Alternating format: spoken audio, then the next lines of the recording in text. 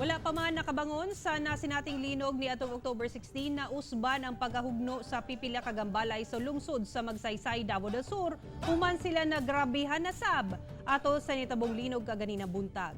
Samtang usa ka grade 9 student ang patay atol sa linog. Ani ang detalye?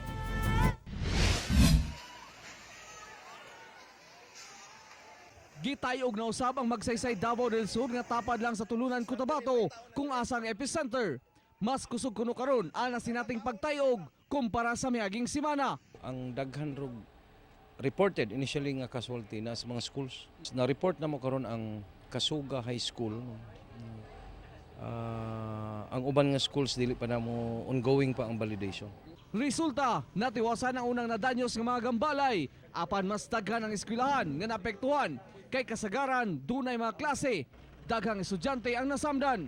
Ang mga nasamdan, gipang dalag gilayon sa pinakaduol nga ospital. Kusog kayo, sir. Kung kuha ng hapa mi, nakakamang siya. Kamang siya. Nagtumbang.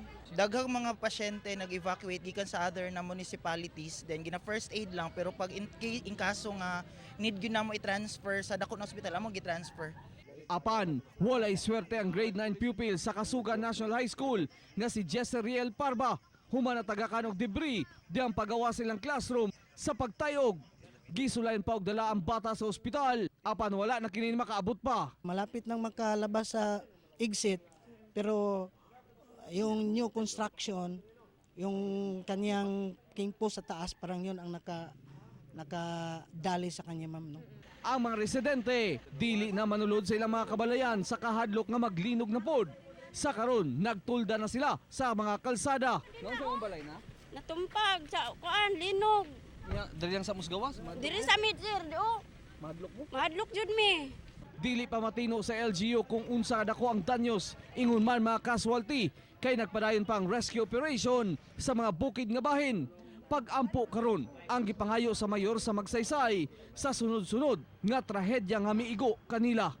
Kinahanglan yun ang atong kooperasyon sa tanan, no? Sa mga ahensya sa gobyerno o sa ato ang mga katawhan. Kauban si Melchor Awing sa kamera. Ako, si Real Soroche para sa One Mindanao.